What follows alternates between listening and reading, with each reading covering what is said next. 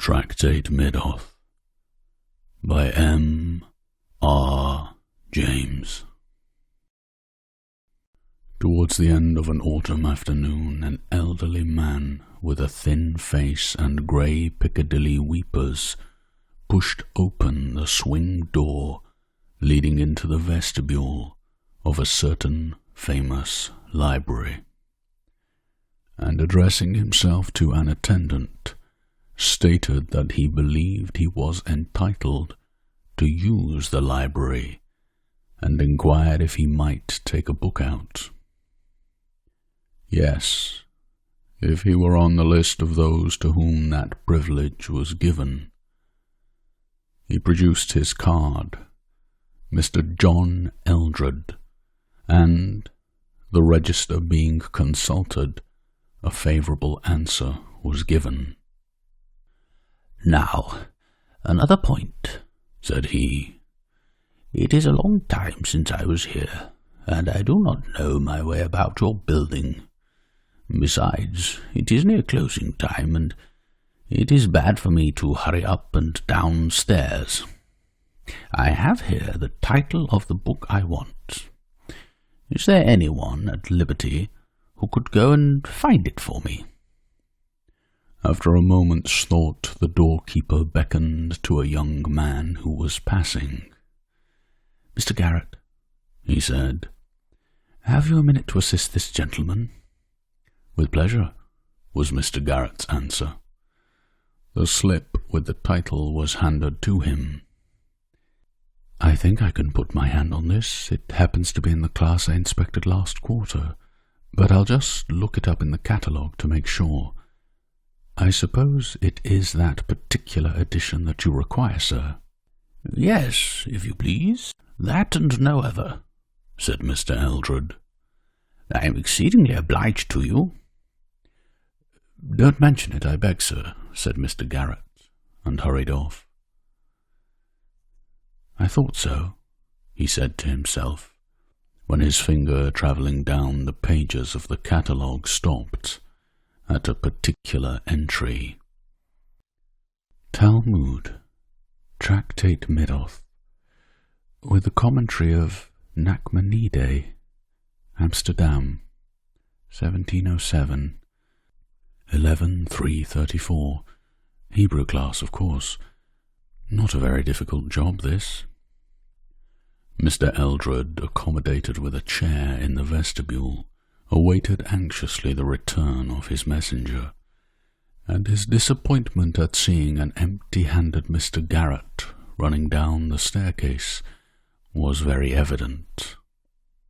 "I'm sorry to disappoint you, sir," said the young man, "but the book is out." "Oh dear," said Mr Eldred. "Is that so? You are sure there can be no mistake?" "I don't think there is much chance of it, sir. But it's possible, if you like to wait a minute, that you might meet the gentleman that's got it. He must be leaving the library very soon, and I think I saw him take that particular book out of the shelf." "Indeed? You didn't recognize him, I suppose? Would it be one of the professors or one of the students?" "I don't think so. Certainly not a professor. I should have known him, but the light isn't very good in that part of the library at this time of day, and I didn't see his face.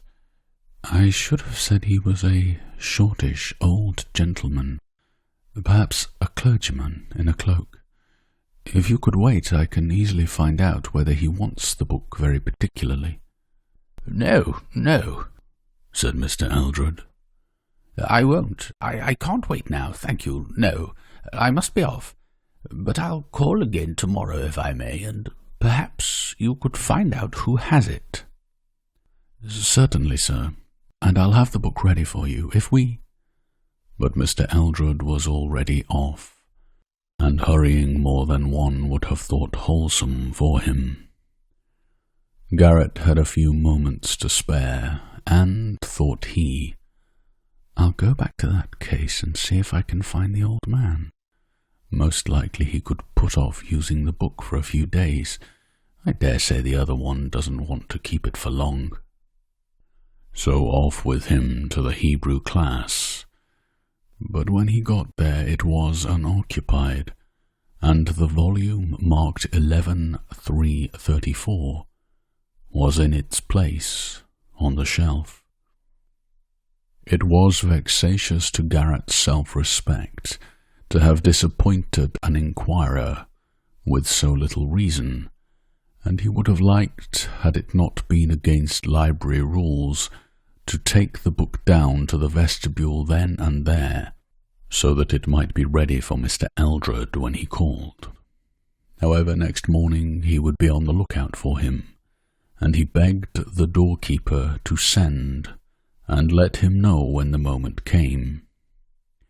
As a matter of fact, he was himself in the vestibule when Mr. Eldred arrived, very soon after the library opened, and when hardly anyone besides the staff were in the building.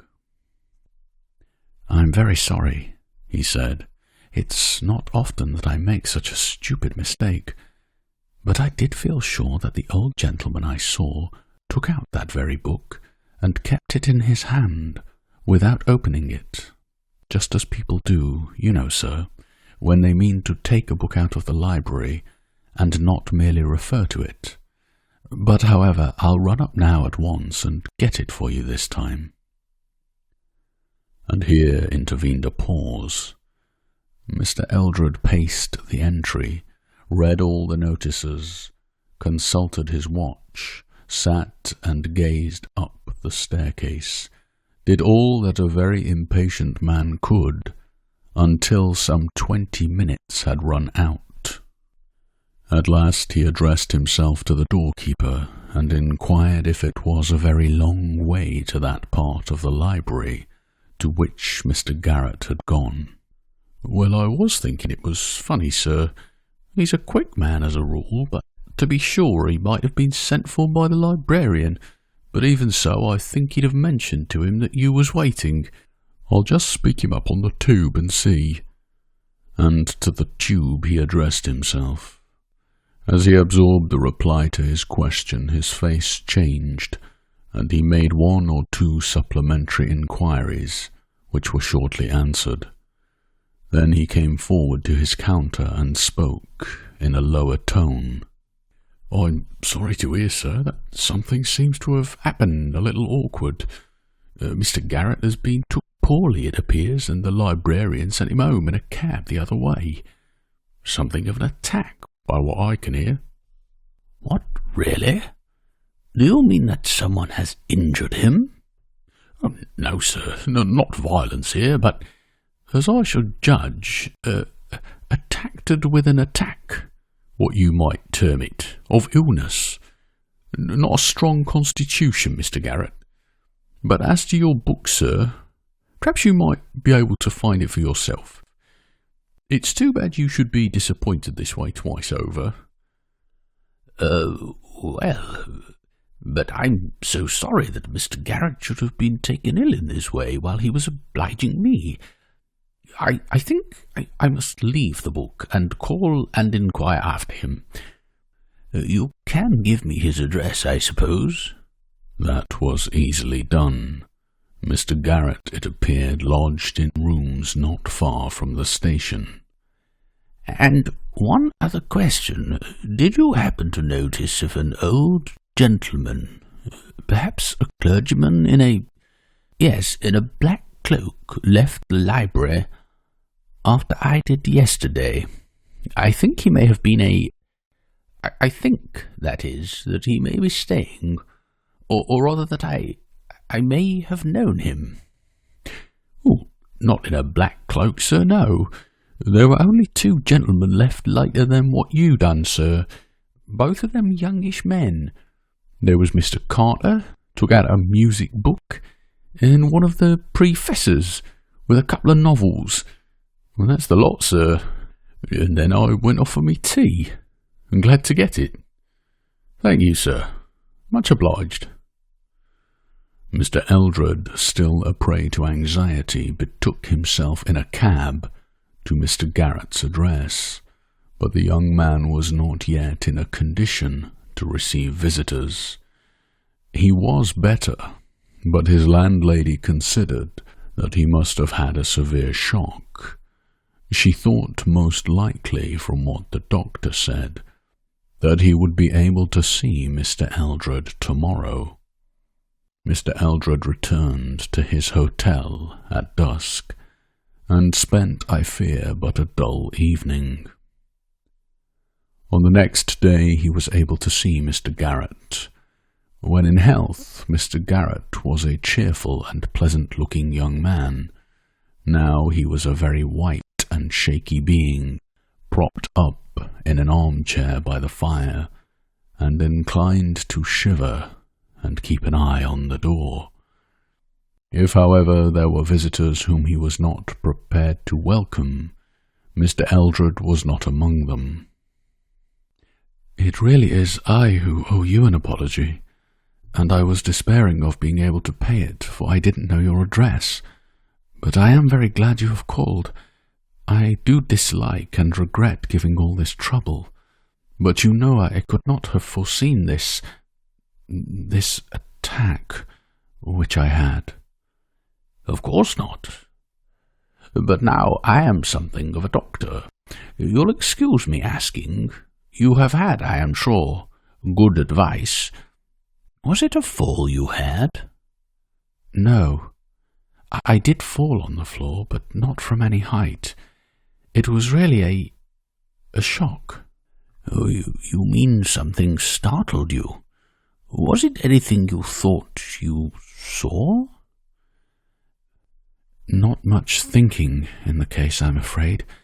Yes, it was something I saw. You remember when you called the first time at the library?" "Yes, of course. Well now, let me beg you not to try to describe it. It will not be good for you to recall it, I'm sure." "But indeed it would be a relief to me to tell anyone like yourself. You might be able to explain it away. It was just when I was going into the class where your book is." "Indeed, Mr. Garrett, I insist. Besides, my watch tells me I have but very little time left in which to get my things together and take the train. No, not another word. It would be more distressing to you than you imagine, perhaps. Now, there's just one thing I want to say. I feel that I am really indirectly responsible for this illness of yours, and I think I ought to defray the expense which it has... Eh?" But this offer was quite distinctly declined. Mr. Eldred, not pressing it, left almost at once.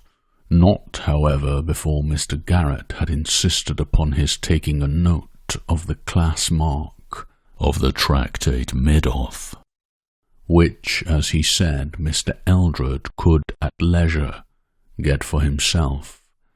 But Mr. Eldred did not reappear at the library. William Garrett had another visitor that day in the person of a contemporary and colleague from the library, one George Earle. Earle had been one of those who found Garrett lying insensible on the floor, just inside the class or cubicle, opening upon the central alley of a spacious gallery in which the Hebrew books were placed. And Earle had naturally been very anxious about his friend's condition.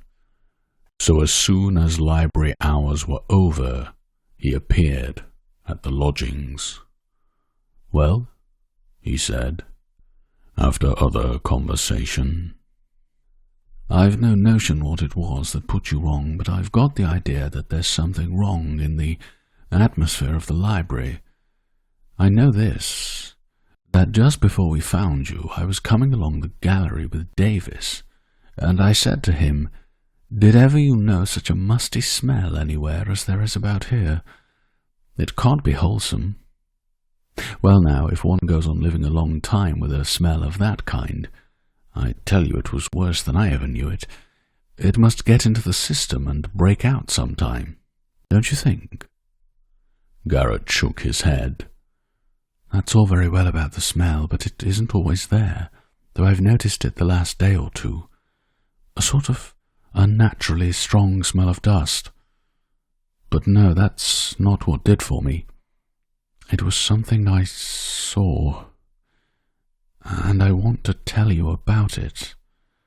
I went into that Hebrew class to get a book for a man that was inquiring for it down below. Now that same book I'd made a mistake about the day before. I'd been for it for the same man, and made sure that I saw an old parson in a cloak taking it out. I told my man it was out. Off he went, to call again next day.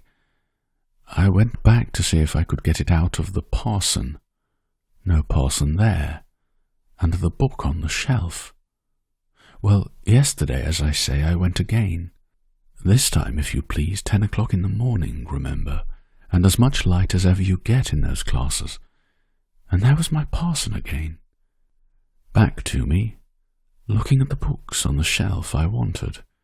His hat was on the table, and he had a bald head. I waited a second or two, looking at him rather particularly. I tell you, he had a very nasty bald head. It looked to me dry, and it looked dusty, and the streaks of hair across it were much less like hair than cobwebs. Well, I made a bit of a noise on purpose, coughed and moved my feet. He turned around and let me see his face, which I hadn't seen before.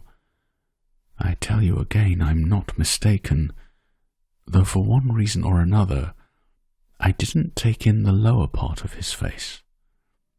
I did see the upper part, and it was perfectly dry, and the eyes were very deep sunk, and over them, from the eyebrows to the cheekbones, there were cobwebs, thick. Now that closed me up, as they say, and I can't tell you anything more. What explanations were furnished by Earl of this phenomenon it does not very much concern us to inquire.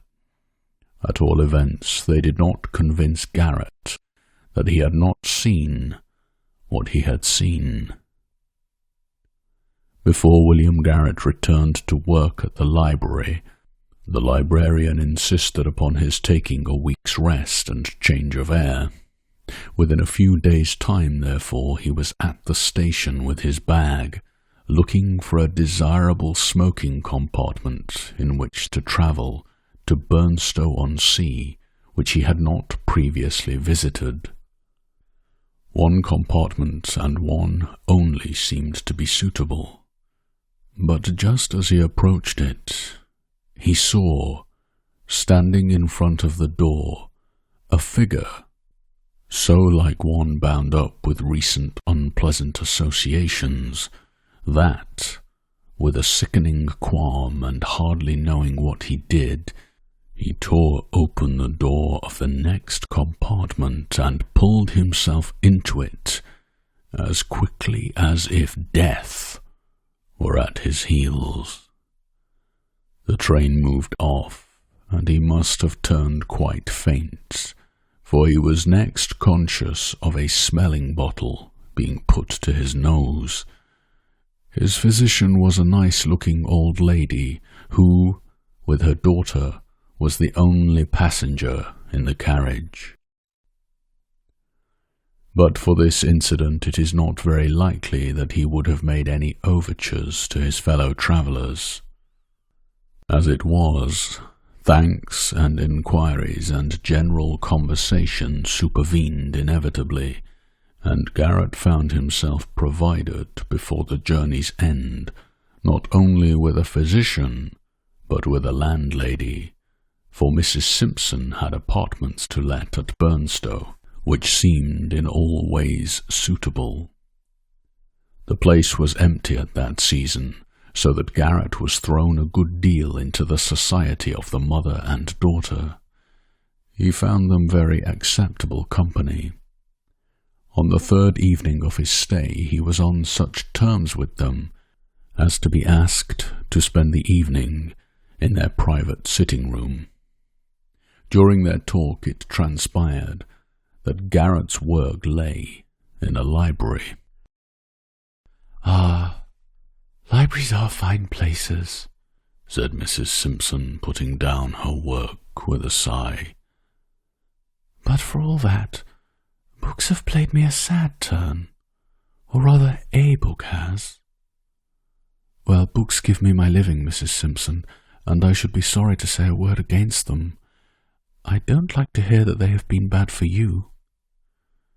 "Perhaps Mr. Garrett could help us to solve our puzzle, Mother," said Miss Simpson. "I don't want to set Mr. Garrett off on a hunt that might waste a lifetime, my dear, nor yet to trouble him with our private affairs. But if you think it in the least likely that I could be of use, I do beg you to tell me what the puzzle is, Mrs. Simpson. If it is finding out anything about a book, you see, I am in rather a good position to do it." "Yes, I do see that. But the worst of it is that we don't know the name of the book." "Nor what it is about?" "No, nor that either. Except that we don't think it's in English, Mother. And that is not much of a clue." "Well, Mr. Garrett," said Mrs. Simpson, who had not yet resumed her work, and was looking at the fire thoughtfully, "I shall tell you the story. You will please keep it to yourself, if you don't mind. Thank you. Now it is just this. I had an old uncle, a Dr. Rant. Perhaps you may have heard of him. Not that he was a distinguished man, but from the odd way he chose to be buried. I rather think I have seen the name in some guidebook." "That would be it," said Miss Simpson. "He left directions, horrid old man, that he was to be put sitting at a table in his ordinary clothes in a brick room that he'd had made underground in a field near his house. Of course the country people say he's been seen about there, in his old black cloak." "Well, dear, I don't know much about such things," Mrs. Simpson went on. "But anyhow he is dead, these 20 years and more. He was a clergyman, though I'm sure I can't imagine how he got to be one. But he did no duty for the last part of his life, which I think was a good thing, and he lived on his own property, a very nice estate, not a great way from here. He had no wife or family, only one niece, who was myself, and one nephew, and he had no particular liking for either of us, nor for anyone else as far as that goes. If anything, he liked my cousin better than he did me, for John was much more like him in his temper, and I'm afraid I must say his very mean, sharp ways. It might have been different if I had not married, but I did, and that he very much resented. Very well, here he was with his estate, and a good deal of money as it turned out, of which he had the absolute disposal, and it was understood that we, my cousin and I, would share it equally at his death. In a certain winter, over 20 years back, as I said, he was taken ill, and I was sent for to nurse him. My husband was alive then, but the old man would not hear of his coming. As I drove up to the house, I saw my cousin John driving away from it in an open fly, and looking, I noticed, in very good spirits. I went up and did what I could for my uncle, but I was very soon sure that this would be his last illness, and he was convinced of it too. During the day before he died, he got me to sit by him all the time, and I could see there was something, and probably something unpleasant, that he was saving up to tell me, and putting it off as long as he felt he could afford the strength. I'm afraid purposely, in order to keep me on the stretch. But at last out it came. "Mary," he said, "Mary, I've made my will. In John's favour. He has everything, Mary." Well, of course, that came as a bitter shock to me, for we, my husband and I, were not rich people, and if he could have managed to live a little easier than he was obliged to do, I felt it might be the prolonging of his life. But I said little or nothing to my uncle, except that he had a right to do what he pleased, partly because I couldn't think of anything to say, and partly because I was sure there was more to come. And so there was. "But Mary," he said, "I'm not very fond of John, and I've made another will in your favour. You can have everything. Only you've got to find the will, you see, and I don't mean to tell you where it is." Then he chuckled to himself, and I waited, for again I was sure he hadn't finished. "That's a good girl," he said after a time. "You wait, and I'll tell you as much as I told John. But just let me remind you, you can't go into court with what I'm saying to you, for you won't be able to produce any collateral evidence beyond your own word. And John's a man that can do a little hard swearing if necessary." Very well then, that's understood. Now I had the fancy that I wouldn't write this will quite in the common way, so I wrote it in a book, Mary, a printed book, and there's several thousand books in this house. But there, you needn't trouble yourself with them, for it isn't one of them. It's in safekeeping elsewhere, in a place where John can go and find it any day, if he only knew, and you can't. A good will it is, properly signed and witnessed, but I don't think you'll find the witnessers in a hurry. Still I said nothing. If I had moved at all, I must have taken hold of the old wretch and shaken him. He lay there, laughing to himself, and at last he said, "Well, well, you've taken it very quietly, and as I want to start you both on equal terms, and John has a bit of a purchase in being able to go where the book is, I'll tell you just 2 other things which I didn't tell him. The will's in English, but you won't know that if ever you see it. That's one thing.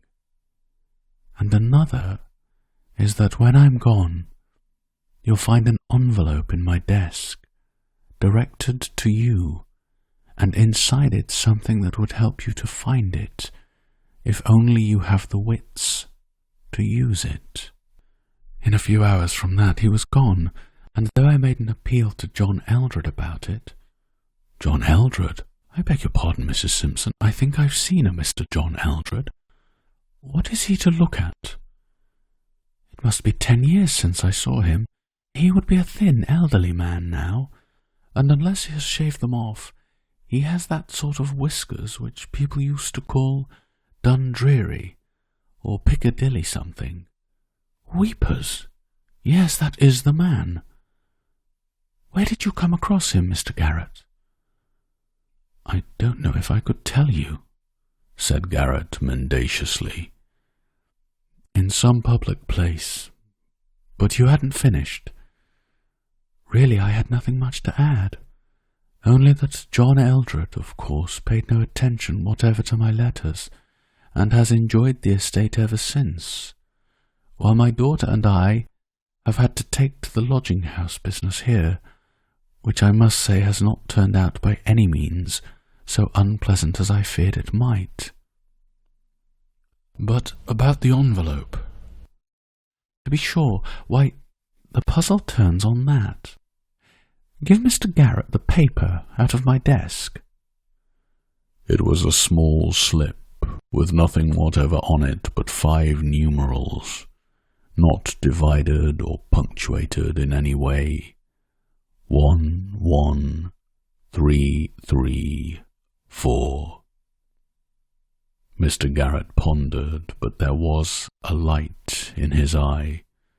Suddenly he made a face, and then asked, Do you suppose that Mr. Eldred can have any more clue than you have to the title of this book? I have sometimes thought he must, said Mrs. Simpson. And in this way, that my uncle must have made the will not very long before he died. That, I think he said himself, and got rid of the book immediately afterwards. But all his books were very carefully catalogued, and John has the catalogue, and John was most particular that no books whatever should be sold out of the house. And I'm told that he is always journeying about to booksellers and libraries, so I fancy that he must have found out just which books are missing from my uncle's library of those which are entered in the catalogue, and must be hunting for them. Just so, said Mr. Garrett, and relapsed into thought. No later than next day he received a letter which, as he told Mrs. Simpson with great regret, made it absolutely necessary for him to cut short his stay at Burnstow.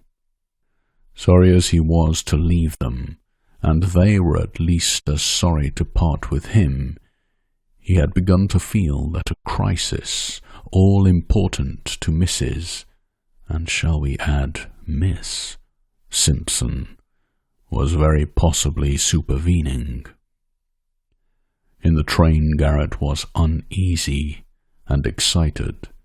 He racked his brains to think whether the press mark of the book, which Mr. Eldred had been inquiring after, was one in any way corresponding to the numbers on Mrs. Simpson's little bit of paper. But he found to his dismay that the shock of the previous week had really so upset him that he could neither remember any vestige of the title or nature of the book, or even of the locality to which he had gone to seek it. And yet all other parts of library topography and work were clear as ever in his mind. And another thing, he stamped with annoyance as he thought of it. He had at first hesitated, and then had forgotten to ask Mrs. Simpson for the name of the place where Eldred lived. That, however, he could write about. At least he had his clue in the figures on the paper. If they referred to a press mark in his library, they were only susceptible of a limited number of interpretations. They might be divided into 1, 13, 34, 11, 33, 4, or 11, 3, 34. He could try all these in the space of a few minutes, and if any one were missing, he had every means of tracing it. He got very quickly to work, though a few minutes had to be spent in explaining his early return to his landlady and his colleagues. 11334 was in place and contained no extraneous writing. As he drew near to class 11 in the same gallery, its association struck him like a chill. But he must go on. After a cursory glance at 1133-4, which first confronted him and was a perfectly new book, he ran his eye along the line of quartos which fills 11.3. The gap he feared was there. 34 was out. A moment was spent in making sure that it had not been misplaced, and then he was off to the vestibule. Has 11334 gone out? Do you recollect noticing that number? Notice the number? What do you take me for, Mr Garrett? There, take a look over the tickets for yourself, if you've got a free day before you. Well then, has a Mr Eldred called again? The old gentleman who came the day I was taken ill. Come, you'd remember him. What do you suppose? Of course I recollect of him. No, he haven't been in again. Not since you went off for your holiday. And yet I seem to... There now, Roberts will know. Roberts, do you recollect of the name of Eldred? Not half, said Roberts. You mean a man that sent a bob over the price for the parcel, and I wish they all did. Do you mean to say that you've been sending books to Mr Eldred? Come, do speak up, have you? Well now, Mr Garrett, if a gentleman sends the ticket all wrote correct, and the secretary says, "This book may go," and a box ready address sent with a note, and a sum of money sufficient to defray the railway charges, what would be your action in a matter, Mr Garrett, if I may take the liberty to ask such a question? Would you or would you not have taken the trouble to oblige? Or would you have chucked the whole thing under the counter, and... You were perfectly right, of course, Hodgson. Perfectly right. Only, would you kindly oblige me by showing me the ticket Mr Eldred sent, and letting me know his address? To be sure, Mr Garrett, as long as I'm not hectored about and informed that I don't know my duty, I'm willing to oblige in every way feasible to my power. There is the ticket on the file, J. Eldred, 11-3-34. Title of work, T.A.L.M. Well there, you can make what you like of it. Not a novel, I should hazard a guess. And here is Mr Eldred's note applying for the book in question, which I see he terms it a tract. Thanks, but the address, there's none on the note. Ah, indeed. Well now, stay now, Mr Garrett, I have it. Why, that note come inside of the parcel, which was directed very thoughtful to save all trouble, ready to be sent back with the book inside. And if I have made any mistake in this whole transaction, it lays just in the one point that I neglected to enter the address in my little book here, what I keep. Not but what I dare say there was good reasons for me not entering of it. But there, I haven't the time. Neither of you, I dare say, to go into 'em just now. And no, Mr Garrett, I do not carry it in my head, else what would be the use of me keeping this little book here? Just an ordinary common notebook, you see, which I make a practice of entering all such names and addresses in it as I see fit to do. Admirable arrangements, to be sure, but... All right, thank you. When did the parcel go off? 10:30 this morning. Oh, good. And it's just one now. Garrett went upstairs in deep thought. How was he to get the address? A telegram to Mrs. Simpson. He might miss a train by waiting for an answer. Yes, there was one other way. She had said that Eldred lived on his uncle's estate. If this were so, he might find that place entered in the donation book. The register was soon before him, and knowing that the old man had died more than 20 years ago, he gave him a good margin and turned back to 1870. There was but one entry possible. 1875, August 14th, Talmud, Tractatus Middoth, cum A.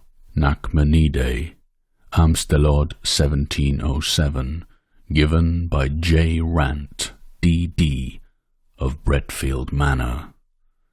A gazetteer showed Bretfield to be 3 miles from a small station on the main line, now to ask the doorkeeper whether he recollected if the name on the parcel had been anything like Bretfield. "No, nothing like. It was, now you mention it, Mr Garrett, either Bretfield or Britfield, but nothing like that other name what you quoted." So far well. Next, a timetable. A train could be got in 20 minutes, taking 2 hours over the journey. The only chance, but one not to be missed, and the train was taken. If he had been fidgety on the journey up, he was almost distracted on the journey down. If he found Eldred, what could he say? That it had been discovered that the book was a rarity and must be recalled, an obvious untruth, or that it was believed to contain important manuscript notes. Eldred would, of course, show him the book from which the leaf would already have been removed. He might, perhaps, find traces of the removal, a torn edge of a fly-leaf probably, and who could disprove what Eldred was certain to say, that he too had noticed and regretted the mutilation. Altogether the chase seemed very hopeless. The one chance was this. The book had left the library at 10:30. It might not have been put into the first possible train at 11:20. Granted that, then he might be lucky enough to arrive simultaneously with it and patch up some story which would induce Eldred to give it up. It was drawing towards evening when he got out upon the platform of his station, and like most country stations, this one seemed unnaturally quiet. He waited about till the 1 or 2 passengers who got out with him had drifted off, and then inquired of the station master whether Mr Eldred was in the neighbourhood. Yes, and pretty near too, I believe. I fancy he means calling here for a parcel, he expects. Called for it once already, didn't he, Bob?" To the porter. "Yes, sir, he did, and appeared to think it was all along of me that it didn't come by the 2 o'clock. Anyhow, I've got it for him now." And the porter flourished a square parcel, which a glance assured Garrett contained all that was of any importance to him at that particular moment. "Bretfield, sir, yes. 3 miles just about. Short cut across these 3 fields brings it down by 1/2 a mile. There's Mr Eldred's trap." A dog-cart drove up with 2 men in it, of whom Garrett, gazing back as he crossed the little station yard, easily recognized one. The fact that Eldred was driving was slightly in his favour, for most likely he would not open the parcel in the presence of his servant. On the other hand, he would get home quickly, and unless Garrett was there within a very few minutes of his arrival, all would be over. He must hurry, and that he did. His shortcut took him along one side of a triangle, while the cart had 2 sides to traverse, and it was delayed a little at the station, so that Garrett was in the 3rd of the 3 fields when he heard the wheels fairly near. He had made the best progress possible, but the pace at which the cart was coming made him despair. At this rate it must reach home 10 minutes before him, and 10 minutes would more than suffice for the fulfilment of Mr Eldred's project. It was just at this time that the luck fairly turned. The evening was still and sounds came clearly. Seldom has any sound given greater relief than that which he now heard, that of the cart pulling up. A few words were exchanged and it drove on. Garrett, halting in the utmost anxiety, was able to see as it drove past the stile near which he now stood, that it contained only the servant, and not Eldred. Further, he made out that Eldred was following on foot. From behind the tall hedge by the stile leading into the road, he watched the thin, wiry figure pass quickly by, with the parcel beneath its arm and feeling in its pockets. Just as he passed the stile, something fell out of a pocket upon the grass, but with so little sound that Eldred was not conscious of it. In a moment more it was safe for Garrett to cross the stile into the road and pick up a box of matches. Eldred went on, and as he went his arms made hasty movements, difficult to interpret in the shadow of the trees that overhung the road. But as Garrett followed cautiously, he found at various points the key to them, a piece of string, and then the wrapper of the parcel, meant to be thrown over the hedge, but sticking in it. Now Eldred was walking slower, and it could just be made out that he had opened the book and was turning over the leaves. He stopped, evidently troubled by the failing light. Garrett slipped into a gate opening, but still watched.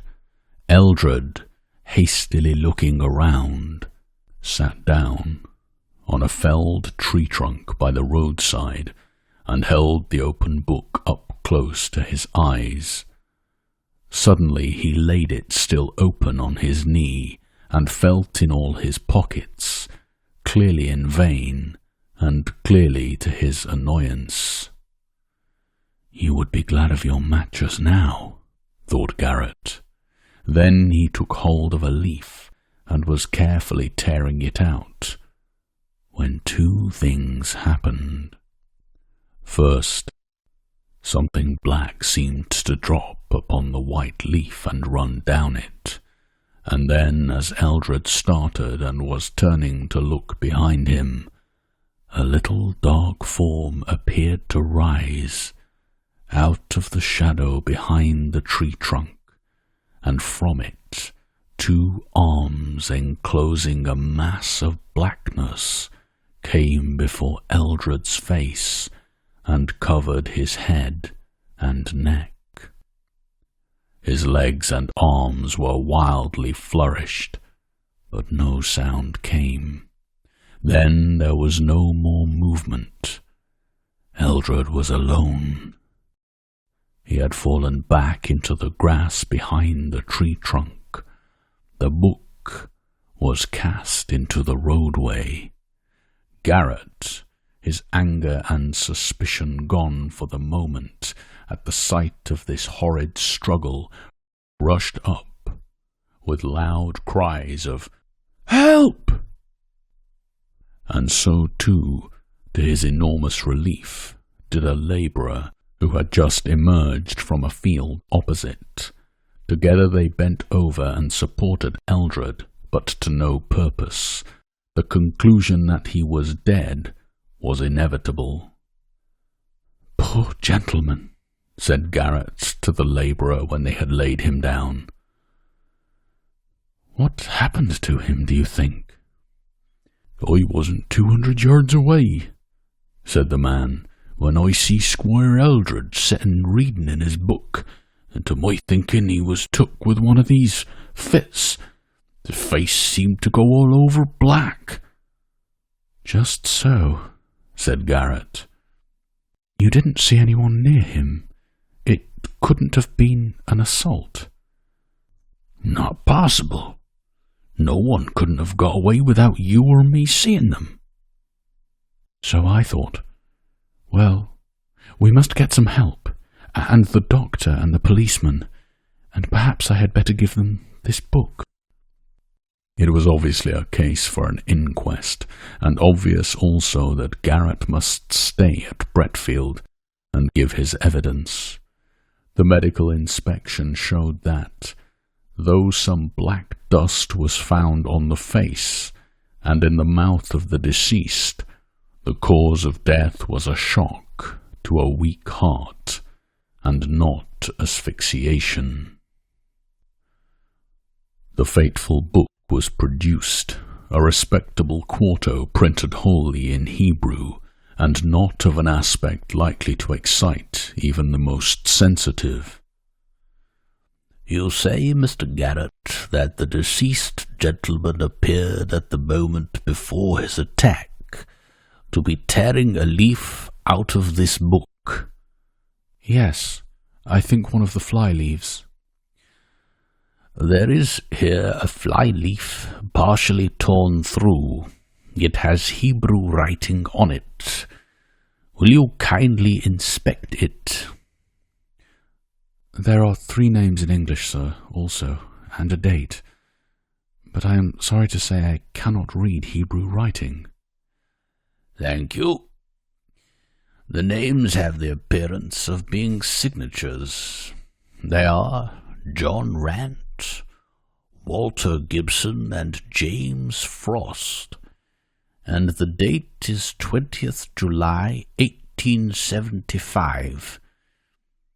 Does anyone here know any of these names?" The rector, who was present, volunteered a statement that the uncle of the deceased from whom he inherited had been named Rant. The book being handed to him, he shook a puzzled head. "This is not like any Hebrew I have learnt." "You are sure that it is Hebrew?" "What? Yes, I suppose." "No." "My dear sir, you are perfectly right.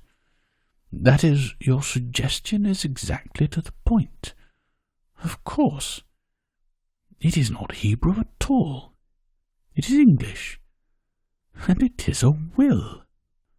It did not take many minutes to show that here was indeed a will of Dr. John Rant, bequeathing the whole of the property lately held by John Eldred to Mrs. Mary Simpson. Clearly the discovery of such a document would amply justify Mr. Eldred's agitation. As to the partial tearing of the leaf, the coroner pointed out that no useful purpose could be attained by speculations whose correctness it would never be possible to establish. The Tractate Middoth was naturally taken in charge by the coroner for further investigation, and Mr. Garrett explained privately to him the history of it, and the position of events so far as he knew or guessed them. He returned to his work next day, and on his walk to the station passed the scene of Mr. Eldred's catastrophe. He could hardly leave it without another look, though the recollection of what he had seen there made him shiver, even on that bright morning. He walked round with some misgivings behind the felled tree. Something dark that still lay there made him start back for a moment, but it hardly stirred. Looking closer, he saw that it was a thick black mass of cobwebs, and as he stirred it gingerly with his stick, several large spiders ran out of it into the grass. There is no great difficulty in imagining the steps by which William Garrett, from being an assistant in a great library, attained to his present position of prospective owner of Bretfield Manor, now in the occupation of his mother-in-law, Mrs. Mary Simpson.